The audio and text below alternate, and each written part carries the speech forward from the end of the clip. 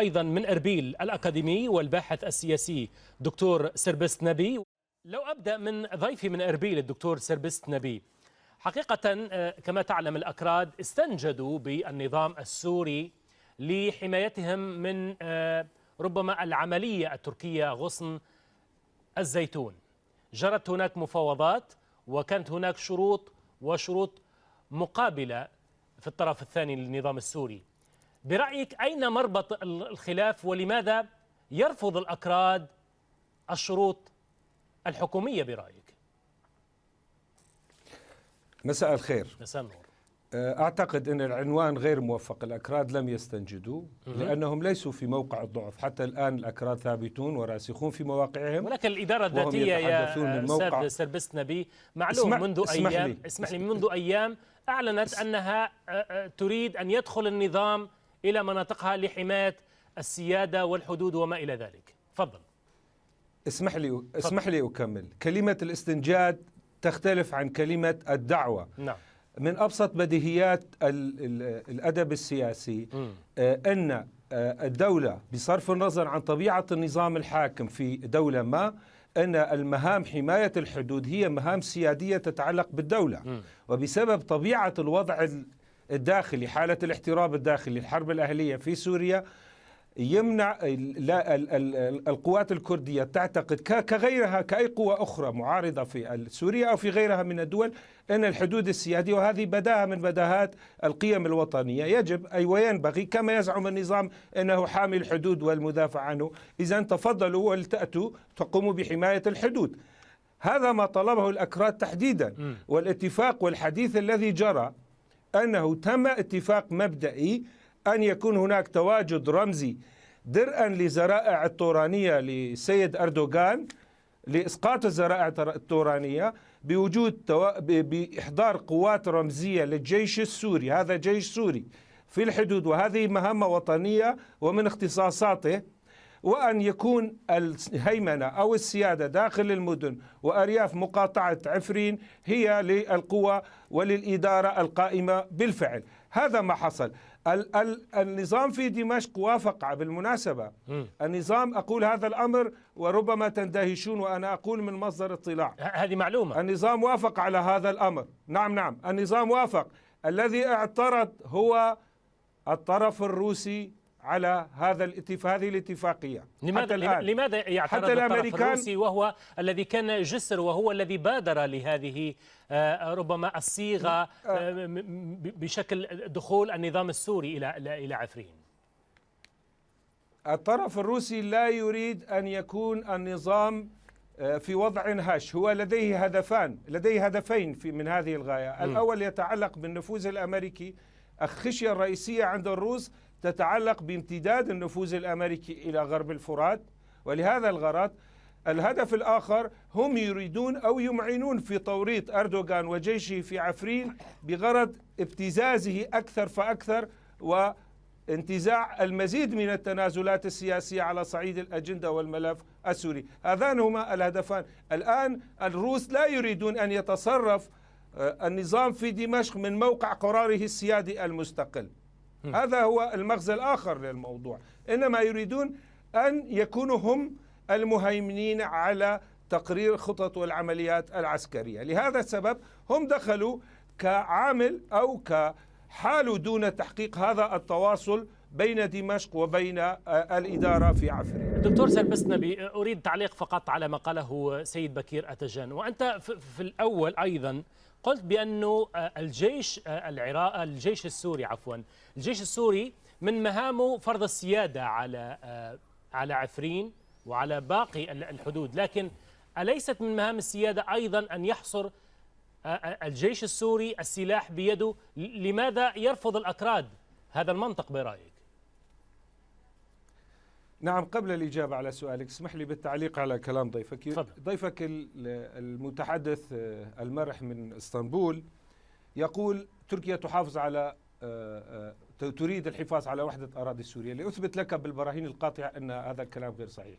الرئيس التركي يبرر هذه الهجمة العدوانية على عفرين بأنها جزء من أراضي الميثاق الملي، بل أن طموحه يمتد أكثر من ذلك، بل حتى هو يعتبر يعتبر القوات الإرهابية المجاميع التي أعاد تأهيلها لديه تحت عنوان الجيش الحر إنها امتداد لجيش قواي ملي التي أراد من خلالها تركيا في بدايات عشرينات القرن العشرين أن تقيم بعملية إلحاق مجددا لعفرين بمقاطعة هتاي واحتلالها مجددا.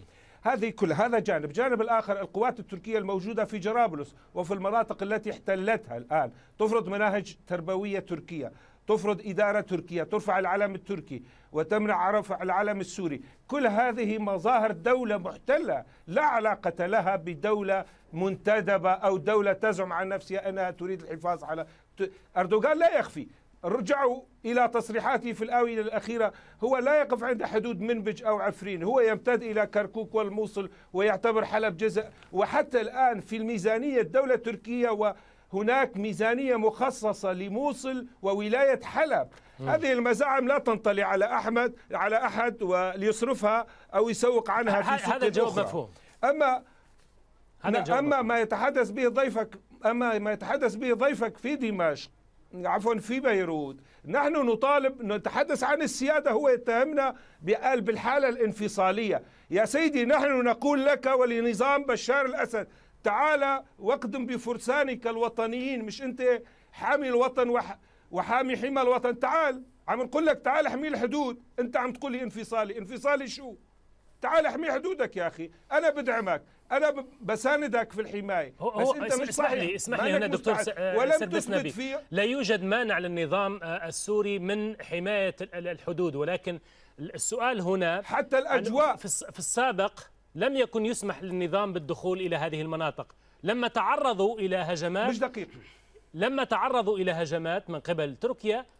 يريد الأكراد أن يحتموا بالنظام السوري، وبالتالي النظام يقول يجب عليكم أن تضعوا السلاح جانبا ثقيل وأنا سأتولى حماية هذه المنطقة. لماذا الرفض الكردي هنا في هذه النقطة؟ هناك أمر ينبغي التمييز بينهما، الحدود السيادية والشأن الداخلي. فضل. وبسبب من تعقيدات الوضع داخل سوريا، تداعيات الحرب الأهلية، الآن نحن حينما نتحدث عن مؤسسات الدولة في نطاق المدن وهناك جملة اشتراطات إقليمية سواء بموجب اتفاقيات آستنا ما نجم عنها أو اتفاقية جنيف، قوات النظام لن تكون محايدة إذا دخلت داخل المدن، إذا تواجدت داخل المدن. غالبا النظام نحن نتحدث عن الجيش السوري، النظام يطالبنا بأن يدفع بالمخابرات وأجهزة القمع إلى داخل عفرين، هذا غير ممكن ومستحيل. مستحيل أن تعود مؤسسات تتحكم بها أجهزة مخابرات قمعية إلى الهيمنة داخل المدن والمناطق الكردية. لكن مسألة الجيش الوطني السوري أن يأتي ليحمي الحدود الوطنية فهذا أمر مرحب به لدينا، ليست هناك ولكن اسمح لي هنا دكتور حتى لا يبقى النقاش بيني وبينك، ولكن أريد أن أستوقفك في هذه النقطة. حتى حماية الوحدات الكردية، بعض الفصائل هناك التابعة للأكراد تقوم بانتهاكات ضد العرب في هذه المناطق وبعض الأقليات. هناك اتهامات بالجملة موجهة للأكراد، هل يمكن أن تنفي مثل هذه الاتهامات؟ سؤالك أثار سعادة وبهجة ضيفك في اسطنبول، هذه بروباغندا تركية يا سيدي. لدي تقارير من منظمة، هناك انتهاكات فردية هنا وهناك لا أنكر، صحيح. لكن هناك أيضا تقارير دولية يعتد بها ومحترمة تؤكد على أن ما أشيع أو ما روجت له وسائل الإعلام التابعة لحزب أكابا ولحزب أردوغان هي غير صحيحة. على العكس من ذلك أنا سأعود لأثبت لك خلاف ذلك. أولا، جيش أردوغان دمر مدينة أثرية امتد عمرها إلى أكثر من 4000 سنة بتقرير اليونسكو موجود. اليونيسيف أكد أن هذا الجيش يقوم بقتل أطفال. المنظمات الانديبندنت أكد أن هذا الجيش لم يحقق حتى الآن أي انتصار عسكري يذكر، انتصر فقط على قن الدجاج في المدن في القرى الكردية المتاخمة للحدود، قتل المدنيين والفلاحين، دك القرى القريبة من الحدود التركية. هذا هو واقع الأمر. لنكن حيادين ونعود إلى تقارير المنظمات المحترمة. أنا أتحدث عن هيومان رايتس ووتش، أنا أتحدث عن اليونيسيف، أنا أتحدث عن اليونسكو، أنت تتحدث لي عن أحزاب أو مجاميع تابعة وقابعة في اسطنبول وأرقلة تحت هيمنة الميت التركي. نعم. هناك نقطة أثارها ضيفي من بيروت، وهي يتعلق بموقف الأكراد. يعني وكأن الأكراد ينتظرون المدد من الولايات المتحدة الأمريكية، ولكن يبدو أن الولايات المتحدة الأمريكية تخلت عنهم وهي منشغلة بشرق الفرات. لماذا لا يضع الأكراد في غرب الفرات في عفرين يدهم مع يد النظام السوري؟ لأنه الولايات المتحدة الأمريكية أثبتت على مدى سنوات أنها ليست صادقة مع حلفائها. ما حدث في العراق أصدق دليل، في إربيل تحديدا. يا سيدي، يقينا الأمريكان لم يعدون بأي شيء في عفرين. نحن على دراية تامة بتقاسم النفوذ الروسي الأمريكي بين شرق الفرات وغرب الفرات. نعم. وبالتالي هم لم يتخلوا عنا لأننا في الأصل لم نراهن عليهم. هذه قصة، يعني هذه قضية زائفة. الجانب الآخر، الضيف الكريم من بيروت صرعني بقصة الانفصال. يا أخي، أمام الجمهور وأمام هذا المنبر الكريم أقول: هات لي برهانا أدبيا نظريا سلوكا يثبت يوما أن الأكراد طالبوا بالانفصال. وضعوا يدهم بيد الولايات المتحدة الأمريكية، أنشأوا الإدارة الذاتية، يرفضون التعاون مع النظام السوري. دكتور سربست نبي، هذه كلها مؤشرات تدل على أنه هناك رغبة في وأيضا بقوا في المناطق العربية. هذا أكبر دليل. يا سيدي، أولا القوات المتواجدة هي قوات عربية من المكون العربي في مناطقهم. هذا أولا. أنت لا تستطيع أن تحاكم في السياسة بموجب النوايا. أنا أقول لك: تعال واحمي الجيش السوري، عليه أن يأتي ويحمي حدوده. نحن لسنا مستعدين أن نمد يدنا مع نظام قمع وقتل عشرات أو مئات الآلاف من السوريين. القصة هي قصة الدولة. نحن نفرق، نمد يدنا للدولة السورية ولا نمد للنظام السوري. طيب. علينا أن نضع هذا التمييز في الاعتبار. اسمح لي، الضيف الذي يتحدث من اسطنبول يتحدث: كان علم داعش بجواركم لمدة 3 سنوات، وأنتم جلبتم كل شزاز الآفاق والإرهابيين عبر الصحف تتحدث، حتى صحفكم تتحدث، وعدتم تأهيلهم وصدرتموهم للعراق وسوريا، والآن تعيدون تأهيلهم بأموال قطرية. الدولة القطرية الآن تمول الحرب الإعلامية التي تدار في تركيا ضد قوات سوريا الديمقراطية. الدولة القطرية التي لا وظيفة لها ولا مبرر لوجودها في هذا العالم، وجدت لنفسها مهمة أن تمول أي عمل إرهابي لأي جماعة إرهابية في هذا العالم. طيب. أنتم الآن حلفاء القطريين. سأذكر هذا المثال وهو ينأى بنفسه على الإرهابيين. الذي يقود قوات فرقة الحمزة بالتعاون مع الجيش التركي في غزو عفرين الآن يسمى بولات أبو بكر. هذا كان واليا داعشيا لتنظيم داعش الإرهابي، وكان واليا على الباب. ماذا يفعل في تركيا الآن؟ ما حجم التعاون؟ هل تريد أن أحيلك إلى الفيديوهات والصور المنشورة عن التعاون الجيش التركي مع جبهة النصرة في الهجوم على جبل على قسطل وعلى تل السمعان؟ هل تريد أن أثبت لك الكثير؟ هذا موجود. أنا أحيل جميع المستمعين إلى البحث في منصات والشبكات الاجتماعية حتى نخرج بخلاصة دكتور سربست من هذا النقاش. نعم. لأن الموضوع الأساسي هو التفاوض اسمح لي، هو التفاوض بين النظام والأكراد. ما مصير برأيك يعني هذه المفاوضات؟ هل نحن نتجه إلى دخول النظام إلى هذه المناطق؟ الباب مفتوح للجيش السوري، جيش الدولة السورية، للمجيء وحماية الحدود، ونحن على استعداد للتعاون مع الجيش في الإطار السيادي خارجا.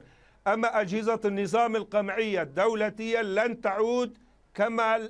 تعود إلى المناطق الكردية. الجيش هو من يريد أن يمسك السلاح الثقيل. هل يتقبل الأكراد أن يعطوا هذا السلاح الثقيل للجيش السوري الوطني؟ بالمناسبة تفضل.